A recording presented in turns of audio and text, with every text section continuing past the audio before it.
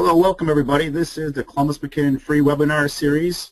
This one is titled Determining the Center of Gravity. My name is Peter Cook, the training manager for Columbus McKinnon, and I thank you all for joining us today. Gisela Clark would like to be on here. She's just having some connectivity issues, so we're going to proceed without her. And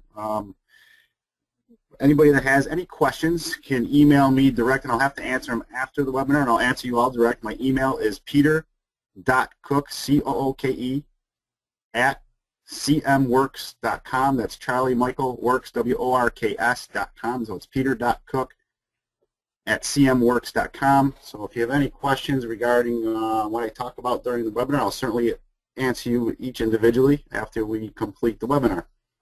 And we will begin.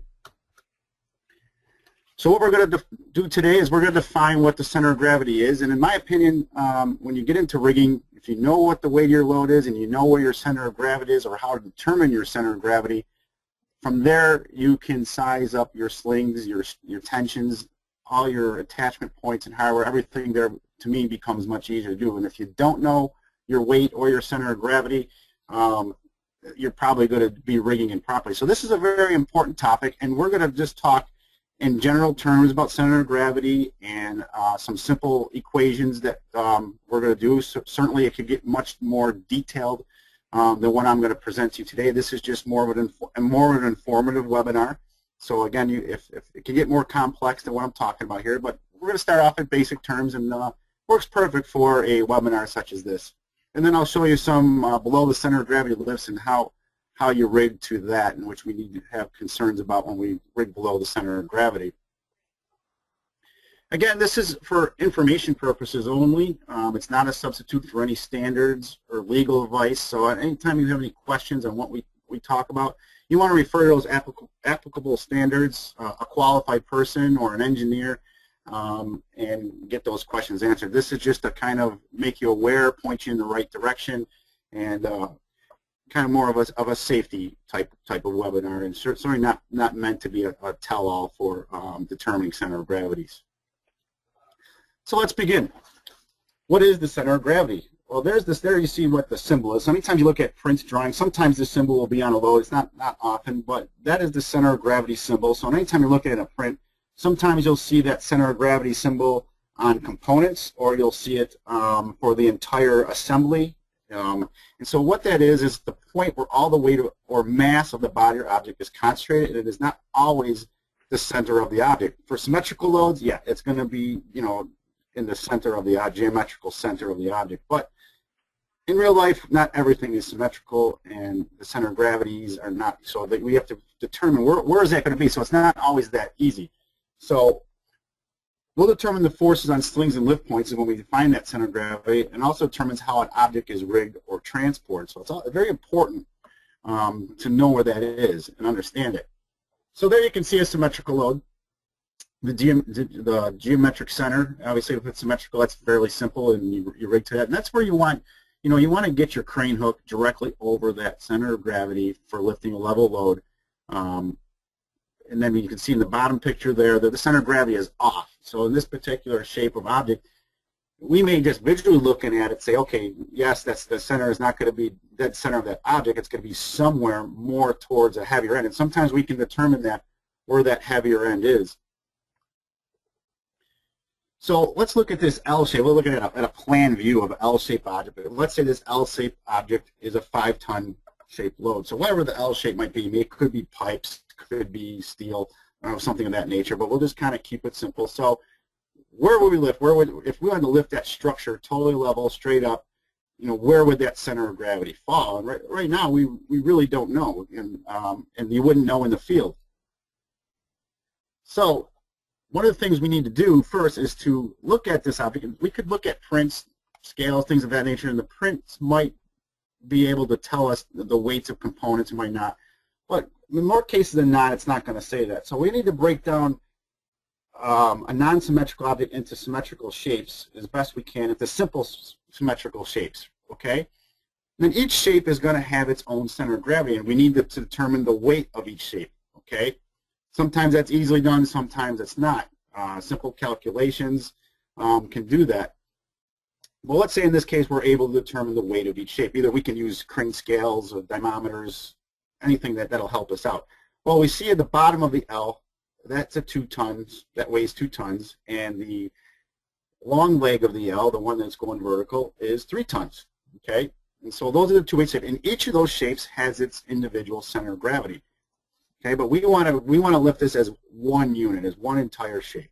So we need to determine, okay, where now would the center of gravity be? And so looking at it, we can kind of say, well, it's probably going to be somewhere in between, right? But that's not good enough. We really want to know this before we start the lift. So we're going to draw a line from the two center of gravities, okay? And somewhere along that line is where the center of gravity is going to fall, okay? So let's do that. And so there we can kind of see a theoretical center of gravity, but we want to nail it. We want to be pinpoint on. So we're going to measure the distance between the 2 points. And in this case, let's say the distance between the two center of gravities is 78 inches, okay, between the two. Now we want to find what that other distance is. So we're going to take the weight of the object is 5 tons, right? We know one of the sides is 3 tons, and we're going to divide that by 5 tons. And so what that tells me, we come up with a number of 0.6. Well, that's a percentage. It's 60% of the weight is more towards the 3-ton triangle along that 78 inches, right? So obviously the center of gravity is going to be towards the heavy end. So we take that 78 inches times 0.6. So it tells me that the center of gravity from the light section to the heavy section is 46.8 inches away, or round up to 47 inches, and that would be the center of gravity of the entire object. Now we're really concerned. Now that's just in basic terms, you know. And of course, we need to pinpoint it in the depth and things of that nature. But we're just trying to give you a basic understanding here of how to determine. So really, we're working in percentages, and if this shape got more complex, then we could keep adding center of gravities and measuring distances and keep combining weights and moving on and so forth. But we're going to keep it simple. I have a little picture there of maybe an example of what we're doing of a pipe section and figuring out how to rig that. If that had to be rig level. So you see a little picture there, kind of a shape of what we're talking about. All right, so let's go back to another shape here. So here we are going to weigh both ends, and we put a scale on there. And the one hoist ring where we measured from tells us there's 2,000 pounds there, and the second one that we measured from says we have 6,000 pounds there. Very good. So that we add those two together, it gives us a total weight of 8,000 pounds. So then we got to measure between the 2 points, right? And that tells us 30 feet. Okay, so we do the exact same thing we did in that L-shaped situation. In this case, we could take 6,000 divided by 8, which tells us 75% of the weight is towards the heavy end along that 30 feet. So 30 feet times 0.75 equals 22.5 feet from end A towards end B, and we nailed it. Okay. Of course, we want to look, depending how wide this object is, we're going to have to do the same thing for the end of the object. So we go through this exact same formula for the end. So we take a look at the end of it, and then we want to find out what the center of gravity is moving along that axis as well. But we just keep doing that in the two planes, and then we can find it in 2 directions. So very helpful, because once we know that, so we can easily determine our rigging and how we're going to rig to it, the length of our slings, the type of attachment points that we're going to need. Let's do one more. Similar, almost the same type of shape. Well, in this case, we see that one end is 4,000 pounds, the other end is 10,000 pounds, combined 14,000 pounds. And in this case, we find that 71% of the weight is along that 20-foot, the 20-foot between the 2 lift points.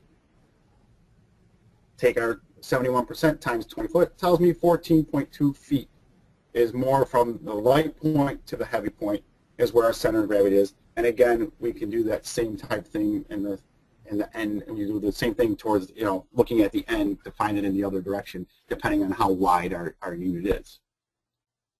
Very good, right? So what if we know our center of gravity and we know our total weight, but we're trying to figure out here what's our share of loading. So it's kind of working the formula in reverse. So we look at a print, and the print tells us, well, here's the total weight of the object. The object's 20,000 pounds, and then the print tells us, and here's the symbol where the center of gravity is. Well, that's great, and that's what the engineer did, but the engineer never came up with a lift plan. In most cases, the engineer designed this for production, or they just, it's for designing the unit, and they really did not establish a tensioning or a lift plan depending on how you lift it. And you need to know that as a rigger. Okay, that's great information, but how do I know from my attachment points how much load I have? So we kind of work the formula in reverse. So we have our 15 foot divided by our overall span of 20 foot, tells us 75% of the weight is on hoist 2. So in this case, we just take 20,000 pounds times 75%, and that tells me 15,000 pounds will be on that hoist ring number 2. And then we subtract that out from 20,000 pounds and 5,000 pounds on the other end.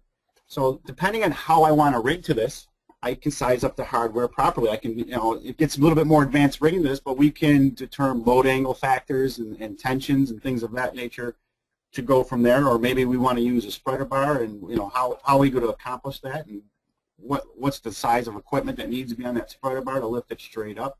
Or maybe we are going to use 2 hoists, and it's going to be a 2-point pick. So what capacity does each hoist at least need to be to move that load level? So there's a lot of things you can figure out by just backtracking the center of gravity. So we just showed you 2 ways on how to work that.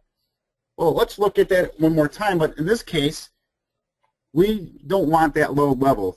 For whatever reason, we need to angle it, maybe for fabrication reasons, or to move it into a certain situation. So we need an angle, and so that's going to change if we angle this thing, or we don't have a level lift. So one of 2 things can happen. If we don't have a level lift, and let's say we're using 2 cranes on this, and one crane operator moves faster than the other, well, the center of gravity changes between the 2 pick points, right? Because as we're lifting higher with the one, that center of gravity is moving more towards one end than the other. So let's say that's the situation, though. In this case, it now changes. The center of gravity is now 7 foot from hoist number 1, divided by 15. So now 47% of the weight is on hoist 2, which gives us 9,400 pounds. So 20,000 minus 9,400. So now hoist 1 suddenly shifts. We went from 5,000 pounds, and now all of a sudden we have 10,600 pounds on there. So you can see Peter, how the really crane quick. operators. Yes. Yes. I just wanted to say our question and answer pane is open now. So if anybody would like to ask questions as Peter is presenting, please do so. I'm sorry to interrupt, Peter. I just wanted to let everyone know. And then we can take them at the end, or if they're relevant to exactly what you're doing and speaking about, I'll be glad to ask it during. Okay? Sorry, Peter. I just wanted to let everyone know. Please ask your questions. Oh, very good. So this slide tells me one of 2 things. So when crane operators aren't in communication, or maybe they're lifting low and they don't think it's that big of a deal if it goes off level a little bit. We got 2 cranes on there. Well, it is a big deal because that weight is shifting. And so was hoist 1 or hoist 2 sized properly to do that? It could be very critical that that doesn't happen, depending if you have different hoists or different capacity or not enough rigging on one or the other. So so this goes into training of the crane operator. Hey, it's very dangerous when you're not level. We need to be communicating properly and watching this. Or again, if you need to lift it at that angle, you can determine the forces required and then how you're going to rig to that. So again, there's 2 ways. So what we did there, that's what's called finding your share of load, where you know where your center of gravity is, but you want to know how much weight is on each pick point. And then from there, you can size your rigging based on angles, or, is it going to be vertical, or how you're going to attach it. You maybe even find out that, wow, the attachment point, there was an eye bolt there or something, and that's just not adequate enough to do what we're going to do. Or the lift point itself may not be adequate enough. And that's something you want to get analyzed as, hey, this is where we need to lift from, and we're looking at a lift point that we're not quite sure that can handle the loading based on where the center of gravity is. So then you want a qualified person to look at that lift point and look at the design of it and try to rate that lift point. And there really is nothing for lift points. There is no OSHA or ASME standard that addresses lift points. What I do a lot of times when people say, well, what standard should we use for calculating lift points? I refer them to the BTH-1 standard, the below the hook lifting standard. Even though it's not a below the hook lifting device, it's really a sound engineering document, because all the time lift lugs are being welded onto beams and strong backs, if you will. So there is some design criteria to that in that document. So you could use that as your basis, but you really want that qualified engineer to look at that, or qualified person. to look at those lift points to be sure they're adequate enough to take the forces that you're going to impose on them based on how you're going to rig to it. So that's a key area. So again, that also makes it easier for that person to look at those lift points by knowing this information up front, where the center of gravity is, our share of load, etc.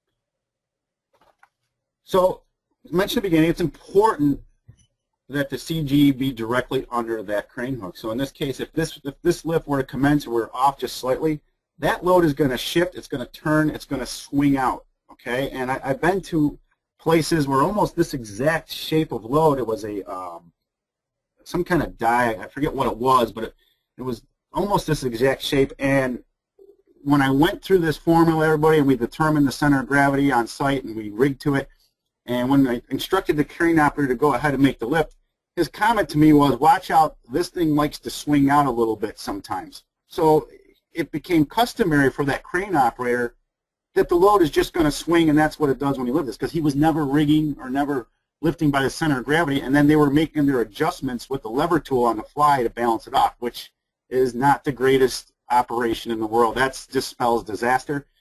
So you look at this simple slide here and you think, well, that's very simple. Everyone should know that. Trust me, it happens more times than I care to tell you that it happens a lot. And this was a 13,000-pound load where it was acceptable for that crane operator that that load would swing out and he would adjust it on the fly. And we found that out, which could damage the crane, especially if or it was an overhead crane he was using. But if you're using a mobile crane and that swings out, you could pull that mobile crane over on a swing, right? Because you go beyond the radius of what it can handle for that type of load. So again, very, very important that we know where that is. So of course, by doing those calculations, I just started taking the time to do it and figuring everything out, we get a nice level lift and we can size the rigging properly. And again, that the same operation I told you to swing out, we found that even some of the rigging was undersized that they were normally using. They're actually overloading the lever tool. Once they cranked on it and leveled it off, it was overloading the lever tool that they were using. So not a good situation. And luckily they were a little proactive and had got training done before an accident were to happen, because I think someone knew that they were doing it wrong and that just wasn't right, so they got properly trained on how to do that. But it was amazing that the crane operator was used to that happening and thought that's just how the lift was supposed to go. So Peter, you probably see a lot of that, don't you? Oh yeah, all the time. And it's just lack of training from the crane operator, just not aware of it. Someone before them showed them how to do it, and that's just what was done. And and that's the things that we do to try to go into these places and try to correct that and try to say, hey, this is how you do it, and this is what should be done, and try to make it a more safe operation for them. Sure.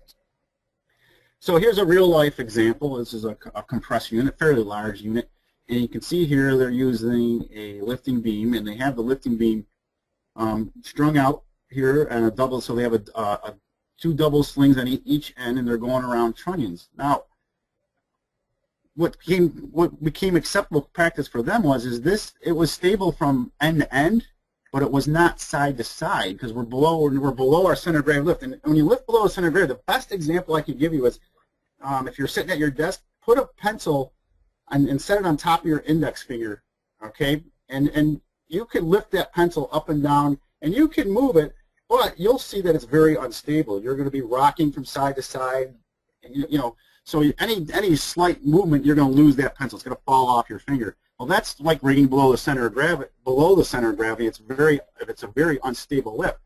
And so in this case, again, it was end to end, it was safe, but side to side it would roll. And so they became customary for this operation that compressor unit would roll, or the slings would stop it from completely rolling over. So what happens then?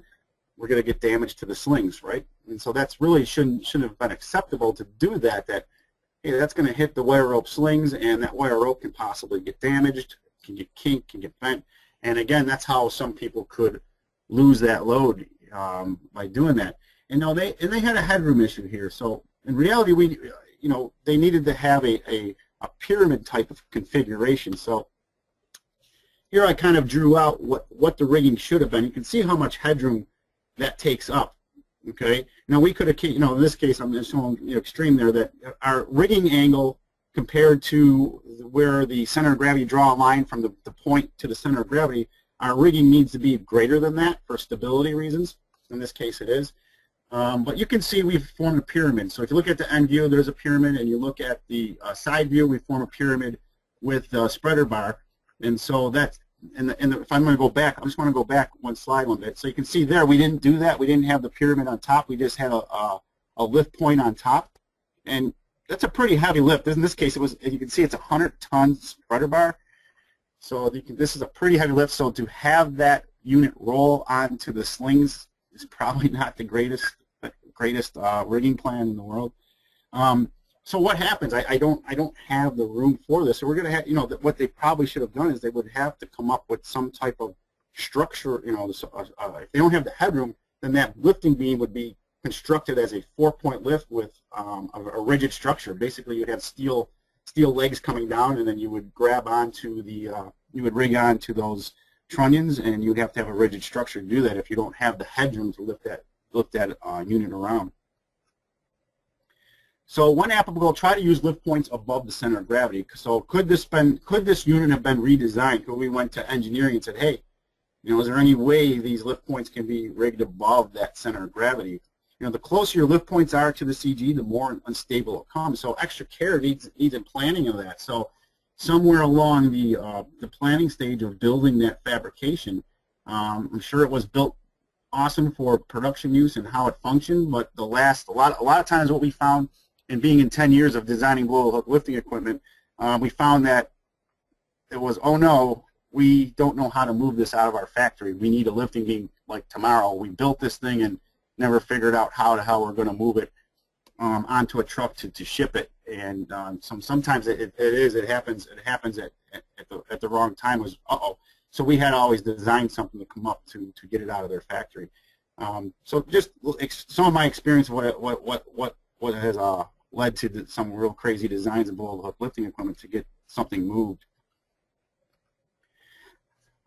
So I know that was I don't want to get too involved with the center of gravity. That we just want to have a webinar to make people aware. It's one of the subjects we didn't touch upon, and all that we talk about. Hey, make sure you're rigged to the center of gravity, and we always mention it in our previous webinars, but we never really kind of showed in previous webinars of what that entails and how you go about in doing that.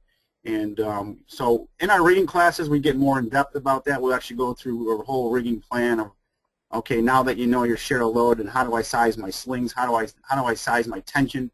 So we show riggers how to do that in the field. We show them how to do their tensioning for each branch and how to go through and size your rigging equipment. We don't talk about lift point calculations, but we do go through the whole how to size based on your center of gravity, your share of load, of how to do all that, make sure everything is proper for proper lift. And I can tell you, the last person that attended my class, they were lifting a similar object that you saw that I showed there, that 100-ton compressor type of unit, where he realized that, hey, the plan was to live below the center of gravity, and they were able to redesign the lift and move it safely before they had an accident. He said if we would have rigged the way they had it shown, it wouldn't have happened right, and we were risking having an accident. And by him just sitting through a class on how to do this, was able to efficiently calculate a better lifting plan in the slings, and the lift went smoothly for them. Okay, Peter, we just got a question in, and the question is, would an H-beam possibly provide a better way to lift that last slide, drop 4 slings down at 90 degrees? No, that would still be it would be unstable and side to side, because it's just there's your H-beam. I know exactly what you're saying. There's still no stability. All right, it's still it can rotate end side to side, and so that's a big mistake that people make. Think, okay, an H-beam comes straight down and we'll grab it, and if they still don't have stability, you have to form that pyramid, those triangles. So the triangle on the side to side and the end, that's what stabilizes a below the center of gravity lift. And if you don't have the headroom, so that H-beam, then you would have to convert that to a rigid structure. So instead of having the slings coming down, you'd have to have rigid steel structure coming down and connecting to those trunnions to make it stable. Okay. If anyone else has any questions, you can feel free to type them in now. You can do it in the Q&A pane, which is on the bottom right hand of your screen. As I wanted to say earlier, is that everyone is in listen-only mode. So please go ahead and type your questions, and we will answer them. We have some extra time. Okay, the next one. Are lever tools acceptable to be used to shorten or lengthen slings? And are there any concerns of locking up the lever tool brake? Yes, a lever tool, and I want to. You want to go, at least you want to go to your manufacturer and be sure that your lever tool is designed for hoisting, which is what that is. You're still hoisting, but you're shortening a sling. But yes, yes, you can do that. We had a whole webinar. There is if you go to our YouTube page, we have a webinar on rigging with lever tools, and we go through an example of leveling off a load with a lever tool. So yes, you can do that. But when you do that, you want to know where you kind of want to pre-plan it. You want to know where your center of gravity is, and from there you'll be able to size your tensions, and you'll be able to put the right lever tool in that situation. So you can use that lever tool, but you still need to go through the share of load and the calculations, and then how to calculate your tension so that you grab the right lever tool to do that. So yes, you can use a lever tool to do that. Are we concerned about the lever tool locking up? Well, you have two types of lever tools. You have a Weston type brake lever tool, which is friction discs and a ratchet and pawl, and you have ones that are just ratchet and pawl. Ratchet and pawl is similar to like an old car jack, where it's just kind of very archaic, and you keep ratcheting it and it kind of bounces up and down. We recommend the Weston type brake type, which uses friction. Okay, so it's very smooth running. So if you were to put a lever tool on there, okay, let's say you go ahead and level off your load, and then that crane you go and you set, when you go to set that load back down, and if you take all the weight off that lever tool, then you have a locked up lever tool. Okay, so you have to be able to release the tension on that lever tool, or a hoist. Sometimes a hoist is used in those situations. You got to be able to release it, right? So the brake closes up on the force that you closed it at. Okay, it's almost like, if I had a long wrench and I tighten up a nut with the long wrench as tight as I could, and then basically told somebody, okay, undo it with your fingers. You'll never be able to do it, because you're going to say, no, I need that long wrench. Well, that's basically how lever tools. You need to undo that brake by untensioning the lever tool. And so that's how a lever tool. So whoever asked that question probably had that happen, where they level off with the lever tool, they move the load, and they set the load down and take the weight off it. Now the lever tool is locked up because they never released the load.